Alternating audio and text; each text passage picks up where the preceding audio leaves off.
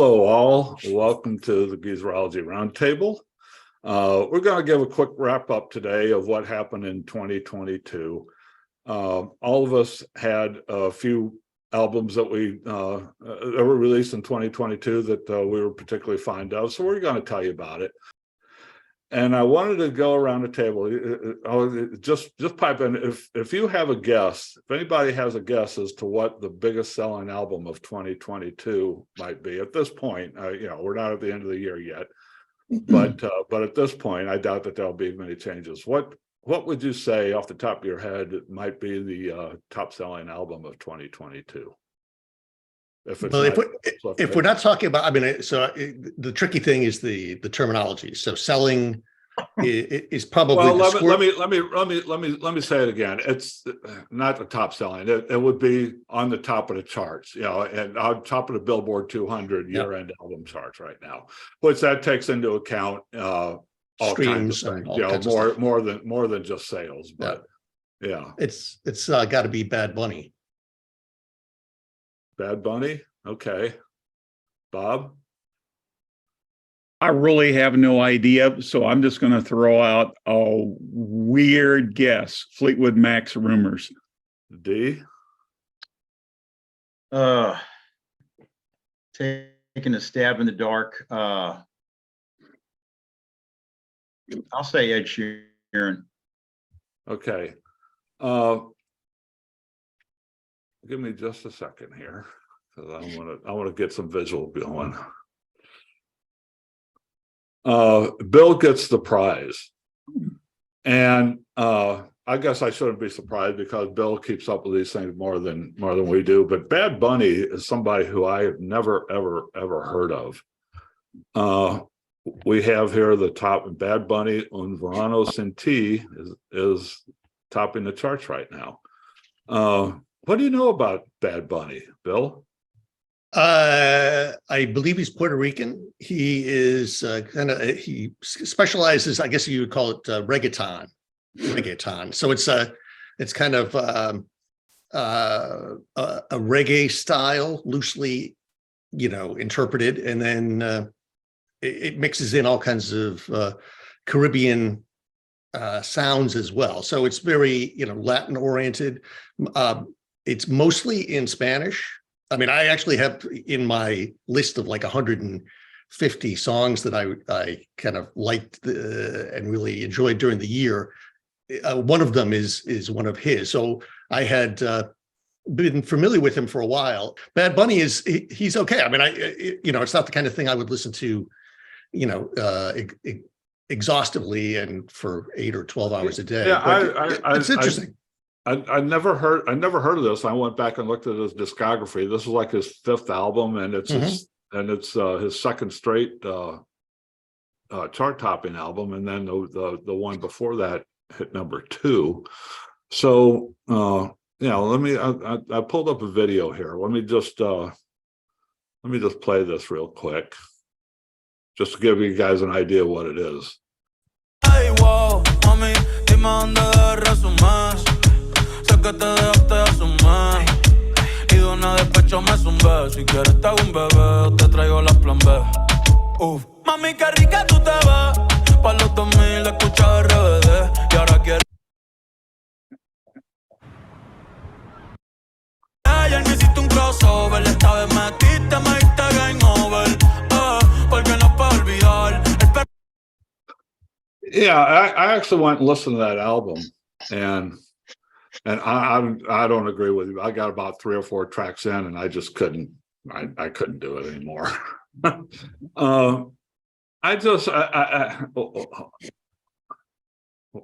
don't understand why this is like the top charting album for the whole year. I could understand if it was like in the Hispanic speaking community, but for for the entirety of the mainstream, that's kind of weird to me. That's a big bite to swallow. Yeah, definitely in the Latin /pop / just upon first listen, it could be the wedding music for Tony Montana and Scarface, but that's me. Well, Yeah. that's just, I mean, I just bring it up to just say, so whatever we liked in 2022 obviously is going to be off the charts, right? Because, I mean, because if we go back here, Billboard 200 albums, let's go ahead and scroll down here. Number 2 is Adele, 30. Number 3 is Morgan Wallen.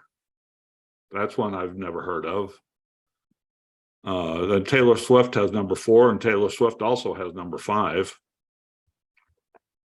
And that's okay. There's a Disney soundtrack. There's Harry Styles, I've heard of. I've never heard his music.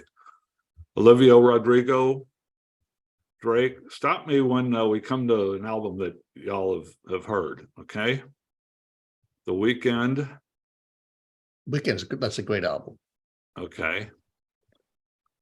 Doja Cat, Future, Lil Durk, Gunna, Ed Sheeran, Lil Baby, Kendrick Lamar. There's another The Weeknd. So we're going down, down, down, down, down, and we're finally going to get to an album that I've heard before on number 30. Okay. Yep. There's my Mac. Fleetwood Mac's Rumors, number 30. And then we go down. You have Queen's Greatest Hits at 31. And then somewhere down here, let me find, there's Elton John at number 40, another Taylor Swift, Kanye, Eminem, Drake, Chris Stapleton, another Taylor Swift. And look at that one, number 55.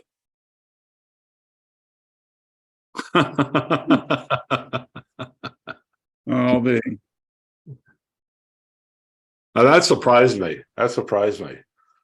I know, when I saw Rumor on there, it surprised me, but not so because Bob is, I'm sorry, Dee has been doing those interviews with the record store owners, and they all mention about how Fleetwood Mac's Rumors has been a big seller for them. So I guess for whatever reason, that's up. Oh, there's Nevermind, Nirvana. I think Billboard calculates things. I mean, I don't know how important this stuff is anymore, but I think they calculate physical sales, especially vinyl, as a certain, you get a certain degree of credit more than a stream set. Yeah, there's Back in Black. So, And so Bill, Journey's Greatest Hits, Thriller, Michael Jackson. Yeah, down here, there's the top 100. I found that interesting. I just wanted to bring it up, saying, well, okay, we have our corner. Our Bill's horizon seemed to be a little wider than the other three of us, but yeah, we populate a pretty I think, but what's interesting about that is, there are a lot of those acts there I've never heard of either. So, I mean, I'm not showing off because I happen to actually know Bad Bunny, but there are a lot of these, I have no idea who they are either. And I think what's a more interesting thing is that if you took the Billboard 200 from 10 years ago or 20 years ago, the likelihood is that you guys would know, maybe not half, but you would know close to half of who those artists were. And what happened over these years is not just the age difference, but the fracturing of the marketplace. Well, yeah, you said, let's see what 2012 was. Okay. Number 1 album of 2012 was Adele. Again, there she is. She's still around. Now all of her albums are numbers, or that's her age. That's her age. That's what I thought. Okay. Well, but she's been doing it for 10 years.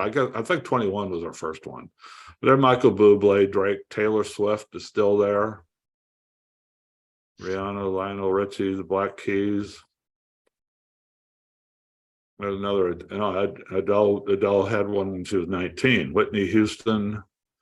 Yeah, we're still outside of my lane 10 years ago. Let's go to 20 years ago. 2002. Eminem, Creed, Nelly, Pink, Linkin Park, Oh Brother, Where Art Thou? That was a great movie. I like that. Yeah. Nickelback, Britney Spears, various artists, Spears. Ludacris, Shakira, Ashanti, Garth Brooks. Yeah, I've been out of the loop for a long time. Apparently. Well, I recognize. And I'm not, please understand, I'm not doing this to criticize or condemn. I'm just doing this to kind of put in the context of where we are and what our world is like, as opposed to what everybody else's world is like. But I still don't think that this is everybody else's world. I mean, I think people, even who would identify one or two of the characters who are in the top 10, perhaps, of the Billboard of 2022, wouldn't know who the others are. That's kind of my point, is that it's so fractured that, when you used to be able to identify, even if you didn't care for, you were somehow familiar with them. I mean, you got Nelly. He's of course huge in St. Louis. Right now, he doesn't have the same weight or influence, but I see Pink and I see Britney Spears. So apparently, Britney Spears is, she's still around. I don't know that she's a force, but apparently Pink is. Yeah, I just found it interesting. I went and looked at that because I wanted to make sure that I knew what I was talking about if I came on here and say that Taylor Swift was the top selling album of 2022, and it turned out, good thing I checked it because that's not so. Bad Bunny. That surprised me. I'd never ever heard of Bad Bunny or that album, but apparently he'd been topping charts for quite a while. Yeah. So, Bob, what have you heard in 2022 that you really enjoyed? Okay. So I got a couple picks, and I'll just kind of get into them briefly. The first one, it's an album that I did a review on earlier in the year, and that's The Zealot Gene by Jethro Tull. And I'm still impressed by this album. And I found it to be intellectually stimulating. And Ian Anderson, when he put these songs together, he had a list of 12 words that described the human condition, both positive and negative. And he took those 12 words and used them as inspiration for the songs on this album. And as he was, writing the material, he started thinking back to biblical passages, that he had been exposed to through his life. And he used that as a springboard, to write these songs. Now, this is not a Christian album, but he did take, those passages and used it as an exploration of the human condition, both positive and negative. And I found it to be an intellectually stimulating album. I enjoyed the music. And yes, Bill, it has the ultimate rock and roll instrument on it, the flute. Yes. I know how much you appreciate that instrument in our rock and roll. And so anyway, I still like the album, even though it came out, at the beginning of the year. So I like it well enough, that it's going to be one of my picks for what I think is the best of 2022. And I have to tip my hat to Bill. Bill, you're one of the most eclectic individuals I've met in a long time. And now when I, do my picks, I have to admit I'm not as well versed in what's new now, as Bill is, because I'm still kind of mired in the past. But anyway, this was one of my picks. I recommend it. And, it's got some beautiful acoustic guitar work on it and all of that. So anyway, that's one of my recommendations, The Zealot Gene by Jethro Tull. D, you got one? Yeah. And like Bob, it was one of those selections that we've done earlier this year. It was by well-known classic rock or solo artist John Mellencamp. The LP was strictly a One-Eyed Jack, And as I recall, Bob wasn't he wasn't real happy with Mellencamp's perspective on things, given the, I guess, the songs and where they were coming from. But for me, yeah, this is not mid 80s John Mellencamp. This is another, or not another, but this album is definitely not just a world weary observer who's seen enough of life. He's just, downright, he's past skeptical. He's down the well, and it's pretty stark. It's, his voice at times reminds me of Louis Armstrong, that raspiness, and the arrangements are spare. It's definitely not a record you're going to put on to lift up your spirits. But to me, it was like he had read Charles Bukowski, kind of the late mid-century to late 60s, 70s writer who was a poet and wrote prose and he was drunk most of the time. So his view of life was skewed. And I think that's how Mellencamp comes across from this. And I always thought it was sort of humorous. Bob was downright ticked off at Mellencamp that, here he is, a multimillionaire, and he has all these complaints. It probably could have worked better if Mellencamp would have did more of a third person, but it says it all when one of the tunes from this LP is "I Lie to Strangers," and it seems he enjoys it. But that was just because it's such a, it's like trying to roll up with a cactus. You can't not do it, but it's going to sting. So that's one of my favorite unusual selections. I remember when we did that. When I think we did that as a roundtable, right? So all of us commented on it, and I remember Bob said, "Oh, let's do John Mellencamp," and I was, okay, whatever, because I just, I was never a Mellencamp fan in the '80s, and never have really been much. He'd been okay, but I just wasn't a fan. It's like, oh, okay, we'll do this, and then I was quite surprised when I listened to it. I really liked it a lot. It's like, okay, let's get into this. And Bob did his review, and I didn't like it at all. And I was like, oh my! I thought we were going to hit some common ground here. And I listened to it. Coincidentally, I listened to it this morning because I was just kind of going back through all the things that we did talk about in 2022. And I listened to the album again this morning. I didn't like it as much when I heard it today, but I did like that raspy, croaky voice of his. But underneath that, it was still John Mellencamp songs with accordions and fiddles and things and. It's not so much the rock instrumentation that I like, but I did like the way he used his voice in it. I thought it was pretty cool. Have you ever heard that one, Bill? No, but I've always enjoyed the trajectory of how Mellencamp referred to himself. So he started out as Johnny Cougar, then he was John Cougar Mellencamp, then he was John Mellencamp, and now he's just Jay Mellon, I think. I just found that funny that was reluctant, like, yeah, okay, you kind of dragged me along kicking and screaming. I thought, oh, okay, let's have a good time with us, and Bob just hated it.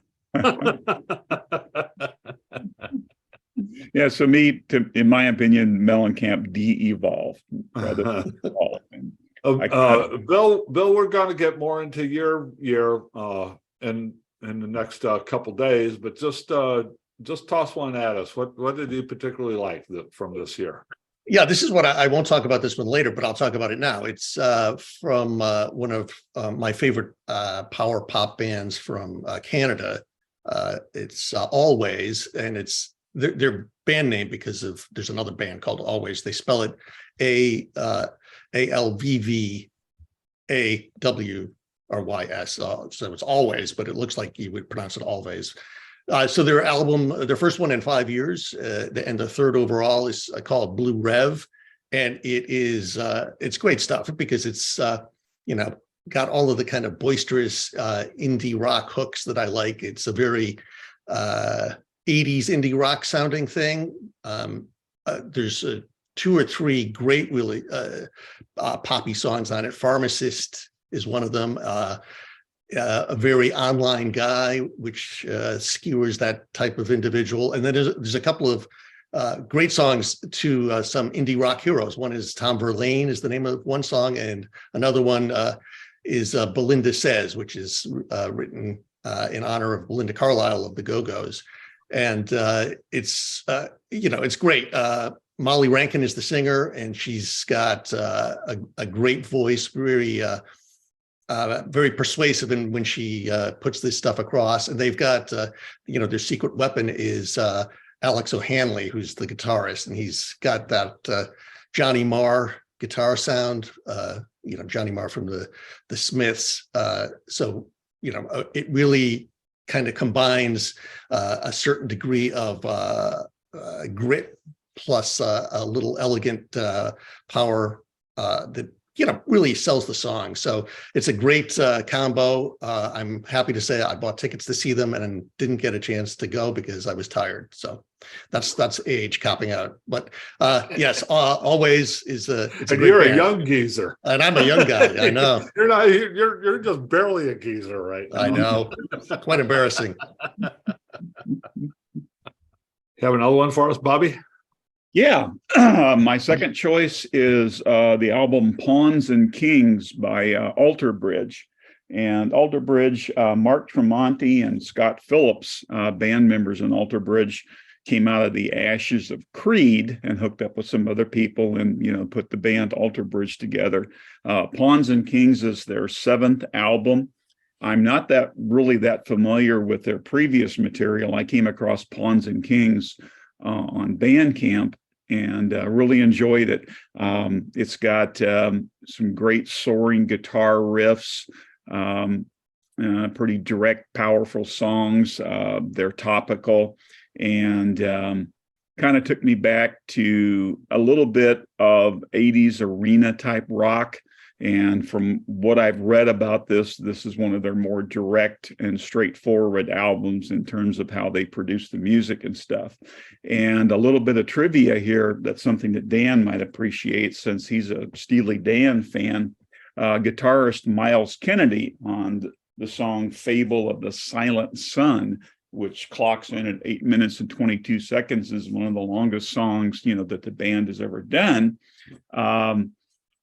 It was inspired by the use of a baritone guitar that was once owned by Walter Becker of Steely Dan, and Kennedy bought it at an auction back in 2019 and used it on this song. So it served as his inspiration for the riffs on this song. So a little bit of trivia there that you might find interesting, Dan.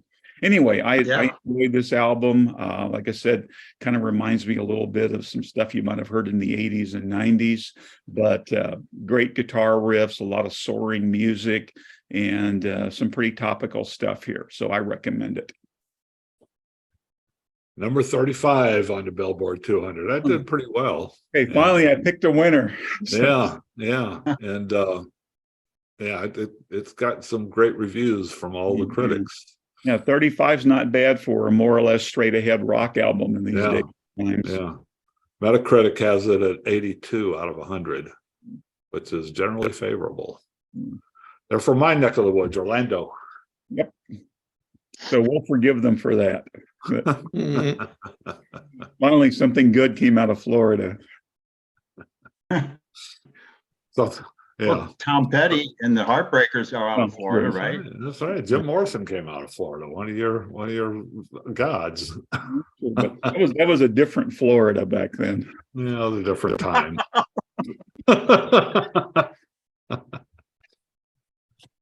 One more for us, D. Yeah, it's going to be a light touch.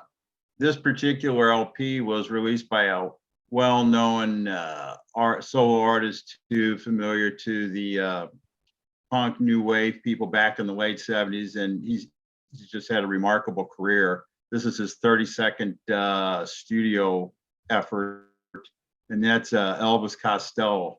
This is Elvis Costello and the Imposters with The Boy Named If. And I just ran into this really by accident. I did not hear it way back in January, just really a couple days ago. And to be fair, I haven't given it a full, multiple listen issue. However, I like it. I really loved Elvis Costello and the Attractions when they first came out. That they had that kind of new wavy, punky stuff going on. But Elvis Costello, his career, my gosh, he's been through so many different. He's worked in different genres, a little bit of country, pop rock. He's collaborated with McCartney. So I think at this point, artists that have been around this long, you're kind of competing against your own history and catalog. But what I've listened to here, I like. It's got that punchy, but very recognizable rock background. And then of course with Costello, he really is a singer-songwriter. The guy is collaborated with, just as I mentioned earlier, so many people. And here, I think he works best. What I like are the songs that are kind of borderline sad, melancholy. And the title song, The Boy Named If, is like an imaginary friend that you could sort of, whatever failure you have, you could blame it on. Well, if this happened, that would have happened. So it was a nice little play on it. And then another song I really like is Paint the Red Rose Blue, which is about the breakup of a relationship, but it's from the guy's perspective. And it's got a really intriguing melody, I think. And, initially, when I first heard Elvis Costello and the Attractions, there was something about his voice that grated me, but I've gotten, past that, because his songwriting is just really has always been strong. In fact, the album has gotten, pretty positive reviews. In fact, one writer called it was like a return to more of his early days, where he doesn't in his songs, when he does take on that sort of a little bit darker turn or exploring relationships, he does more of a third person instead of a first person perspective. But from what I've heard of it, I like it. And it was a familiar artist to me. At this point, it's going to be really hard for me to dive into unknown artists. So I'm glad he's still out there, and I recommend it. It's not boring. In fact, what I've heard one run through, this is just a strong album. And so that's Elvis Continues. Costello, that is. Elvis has not left the building. No, he has not. And he has not left the charts either. He hit the US Billboard 200 with this album. He hit number 200. Just barely got on there. That's surprising. I would think, but that's as US. It might have done better. Well, actually, in the UK, it was number 6. So he's still he still apparently is a pretty good force in his homeland. Bill, you got another one for us? I have another band from Canada. It's another pop band from Canada, but this is a very long tenured one. They've been together for about 30 years. The band is called Sloan, and like always, they're based out of Toronto, although both bands, interestingly enough, moved from Halifax and I forget where, Prince Edward Island is where it always came from. Anyway, they're both in Toronto. So Sloan is notable from my perspective, because I think this is their 13th record in 30 years. And it's a foursome, and every member of the band writes his own material. and they all, collaborate on how this stuff comes out. So what's unique about it is that each album, and there have been a number of double albums, but each album has, kind of distinctive takes on either the state of the world or the state of romance, or just things in general at any given time. And because of the nature of the perspectives of each of the musicians, Andrew Scott, Chris Murphy, Jay Ferguson, who's personally my favorite, and Patrick Pentland, you get a lot of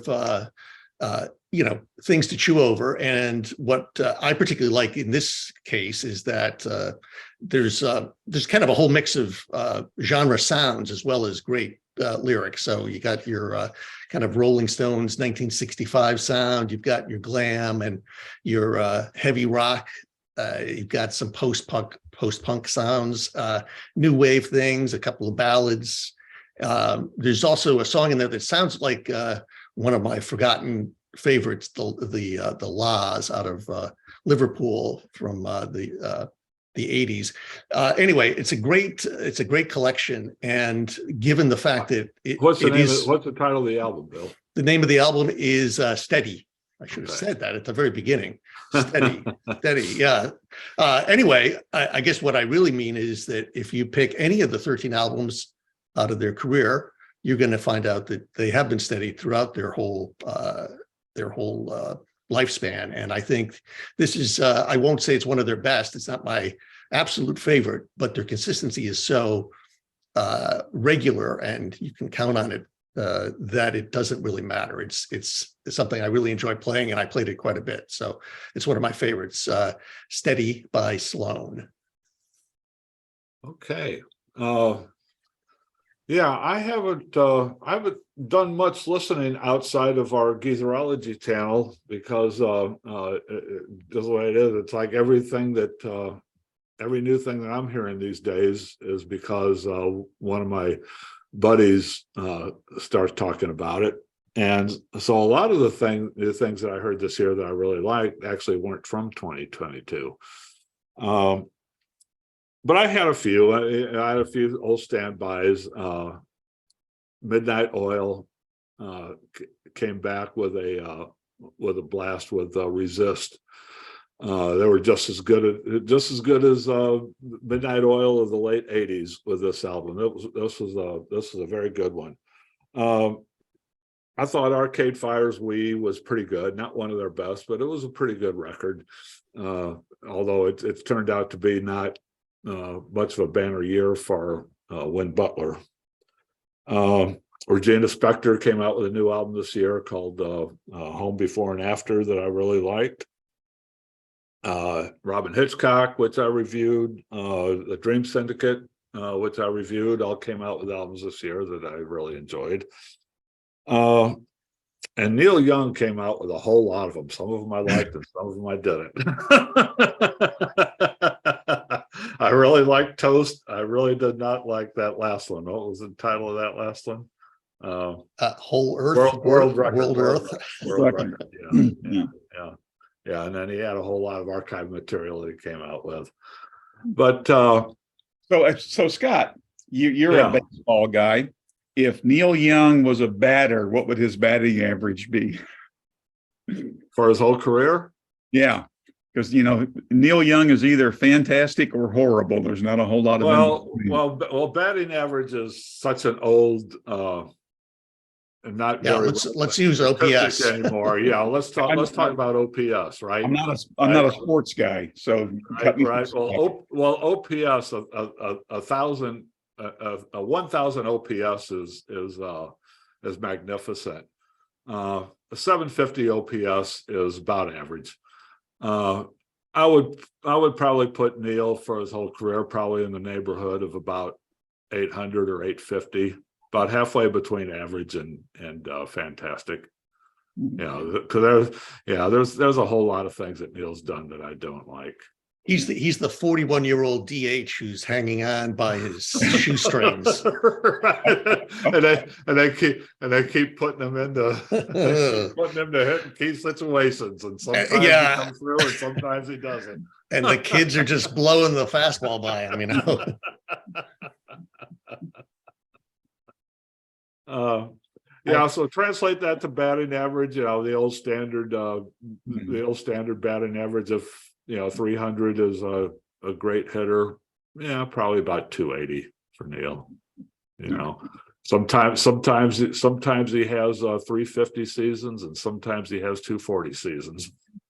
Yeah, his 1970s was like Mike Trout, and now he's like I don't know, he's like JD Martinez, you know. Right. Like, yeah. Well- And his 1980s were basically Mike Ramsey, you know. You guys do realize One you category just that lost me on everything there. one category, and I don't know if this is figured into OPS, is the RBI column. And, you know, Neil can get guys on base, but the question is, can he drive them home? And I think, you know, based on this past year, what did he release, 5, 6 studio albums? And I don't know, maybe he has some disease that is terminal, and he feels like he's got to get a lot of stuff out there. Well, he does. beforehand. But Age. Yeah, it's called Well, TMB. Too many aside from, you know, the TMB, the too many obvious. birthdays. and that I was going to ask Bill, this is a real. And for what it's worth, TMB is an official diagnosis we used in pre-hospital medicine. Yeah. Too many birthdays. Yeah, that's what Neil suffers from, probably. Yeah. Uh, Now, is he one of those guys who sold his catalog? He's not, is he? Neil, No. Yeah. I don't think he has. Oh, another new thing that I listened to today. Another new thing I listened to in 2022 that was actually from about 2014. This morning, I listened to the Dylan Christmas album that that Bill mentioned to us. I didn't say you had to listen to the whole thing. That might have I been did, but I good. did listen to the whole thing. And it was Okay. freaking great. It is okay. I I'm loved glad you it. liked it. I mean, loved it. good. Well, that's interesting, you know, because since we did that Christmas thing, I've been stumbling across Christmas albums by artists that I never knew existed that I wish I would have known about. Like I just found out this morning, Jethro Tull did a Christmas album. So, Really? yeah.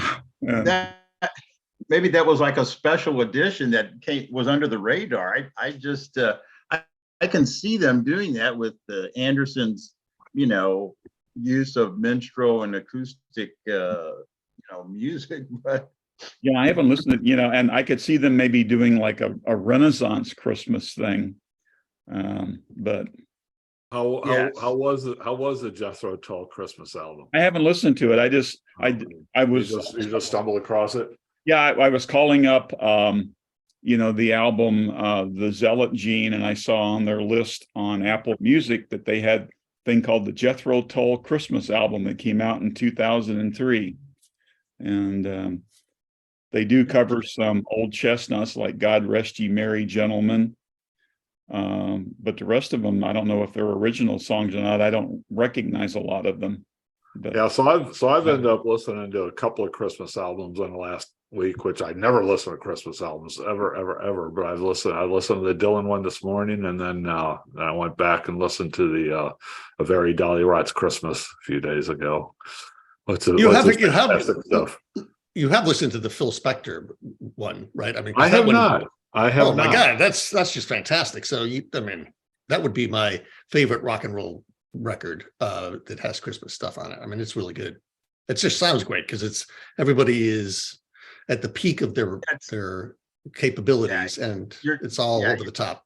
It was quite a few of the R&B artists, Darlene Love and all the Ronettes, all those characters. I'll add that to my list since I'm in that mode. Listen to Christmas music for the first time in forever. Yeah, I'll add that to my list.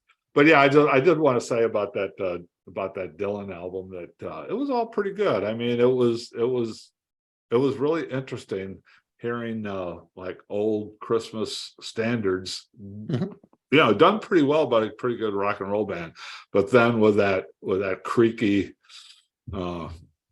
frog-like voice. sort of monotony and a little bit off-key voice of Dylan's. But the great thing about it is that Dylan's, like you mentioned, Bill, Dylan's phrasing is just perfect. I mean, It is, his timing, his Yeah. phrasing is perfect. It's just that creaky, that croaky voice that just adds a lot to it. But my absolute favorite song was Hark the Herald Angels Sing. that was hilarious listening to Dylan trying to knock out that one.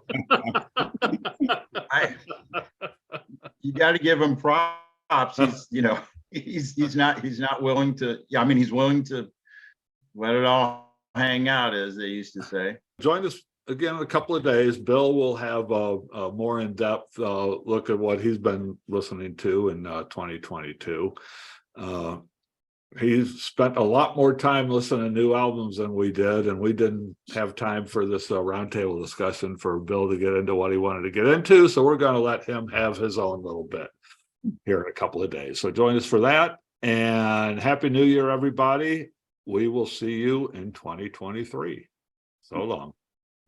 Well, put down your Playboy, put on some hush puppy shoes.